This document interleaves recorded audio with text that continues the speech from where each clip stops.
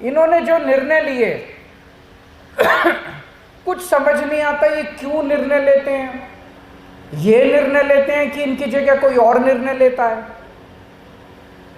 2016 में बोले कि भ्रष्टाचार दूर करने के लिए हजार हजार के नोट खत्म कर रहे हैं।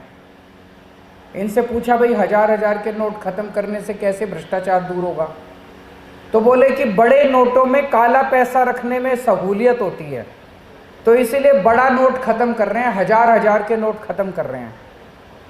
और 1000 का नोट खत्म करके 2000 का नोट ले आए।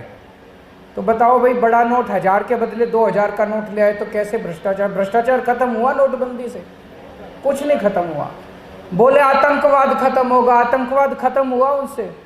कुछ नहीं हुआ।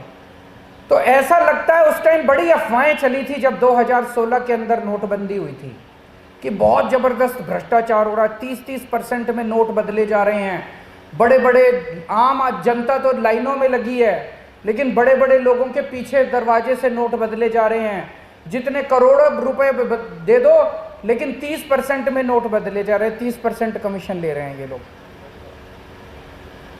उसके बाद ये 2000 का नोट ले आए। अभी 7 साल भी नहीं हुए, अब इन्होंने 2000 का नोट बंद कर दिया। अब ये समझ नहीं आता 7 साल बाद ही 2000 का नोट फिर लाए क्यों थे।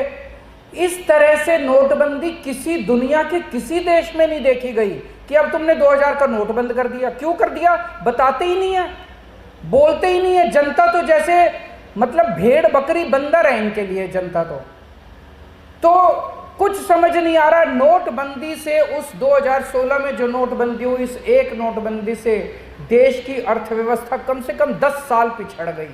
लोगों के काम धंधे बंद हो गए, फैक्ट्रियां बंद हो गई, बड़ी बड़ी दुकानें बंद हो गई, व्यापार बंद हो गए।